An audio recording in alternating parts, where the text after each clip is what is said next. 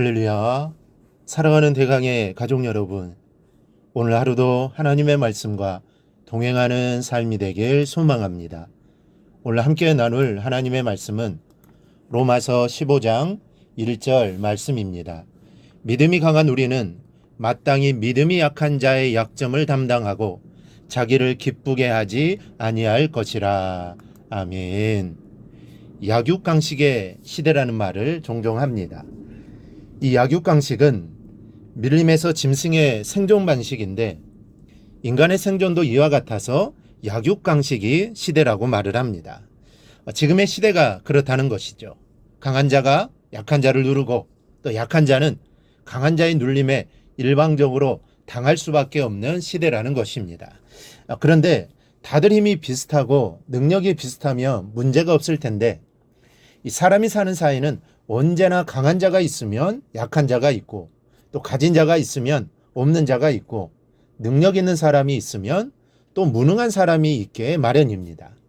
때문에 이런 인류의 역사는 약육강식이 계속 이어져 왔습니다. 현대사회만이 아니라 인간이 타락한 이후 고대사회부터 현재까지 강한 자와 약한 자의 갈등 또 누르는 자와 눌리는 자 사이의 사건들의 이어짐이라고 할 수가 있습니다.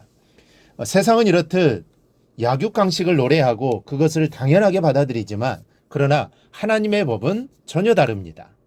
강한 자는 마땅히 약한 자를 도와 그의 약점을 감당해야 하는 것이 하나님의 법입니다. 하나님은 강자보다는 약자의 편이십니다.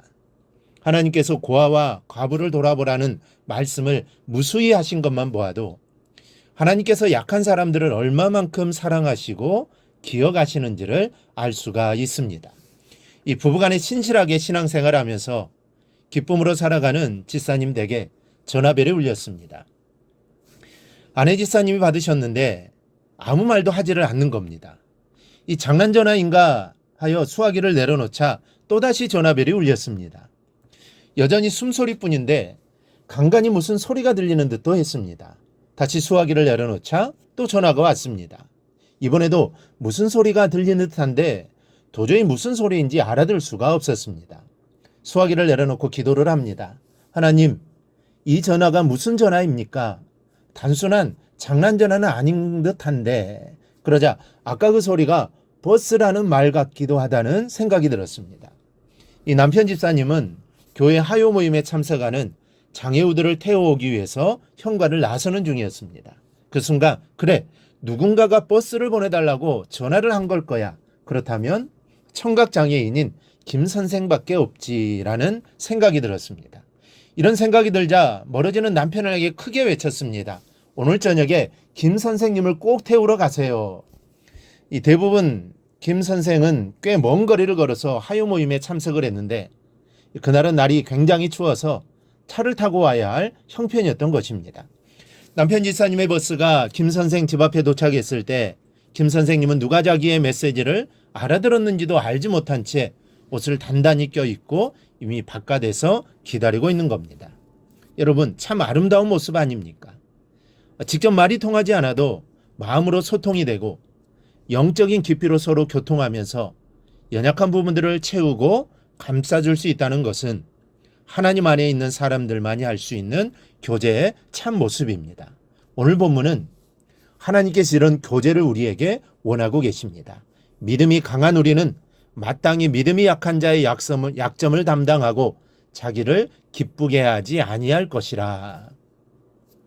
믿음이 강한 자가 섬김과 희생으로 믿음이 약한 자를 배려하라는 말씀입니다. 그리고 이는 마땅한 일이라는 것이죠. 해도 되고 하지 않아도 되는 것이 아니라 믿는 자라면, 믿음이 강한 자라면 당연히 믿음이 약한 자를 배려해야 한다는 것입니다. 그럴 때 유대인과 이방인이 민족적인 차이를 뛰어넘어 그리스도 공동체의 한 일원이 될 수 있다는 것을 강조하는 것입니다. 그럴 때 교회 안의 모든 성도들이 하나가 될 수 있다는 사실입니다. 사실 이런 그리스도인 공동체는 14장부터 계속 강조되고 있는 내용입니다. 14장을 시작하는 1절에서도 또 15장 1절과 같은 내용으로 시작합니다. 믿음이 연약한 자를 너희가 받되 그의 의견을 비판하지 말라.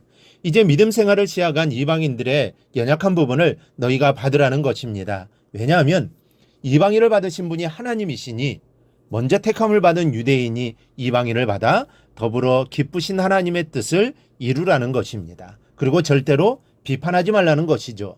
그들의 의견을 비판하지 말라는 것입니다. 이제 믿었으니 부족한 것도 많고 연약한 부분도 많을 것입니다. 의견을 내도 틀리는 부분도 있을 것입니다. 하지만 그래도 비판하지 말고 너그럽게 받아주라는 것이죠. 그럴 때 하나님의 나라를 이룰 수 있게 되는 것입니다. 여러분, 하나님의 나라는 더불어 사는 나라입니다.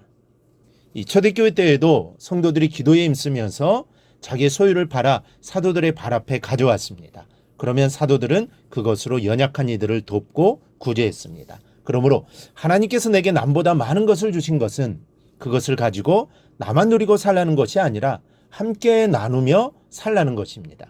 그렇게 살아 하나님의 나라를 건설하라고 주신 것임을 잊지 말아야 합니다. 그러나 많은 사람들이 교회 안에서조차 가졌다는 이유로 가지지 못한 사람 앞에서 높아지려 하고, 배웠다는 이유로 배우지 못한 분들을 무시하고, 힘이 있다는 이유로 약한 사람들을 위해 군림하려고 합니다. 하지만 교회 안에서는 그렇게 해서는 안 됩니다.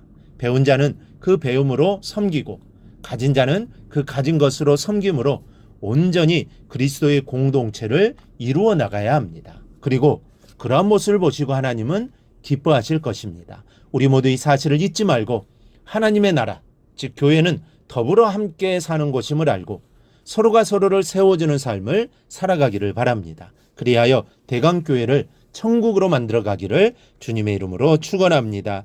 오늘 묵상한 말씀을 굳게 잡고 삶으로 실천하며 살아내는 대강의 모든 성도들이 되기를 축복합니다.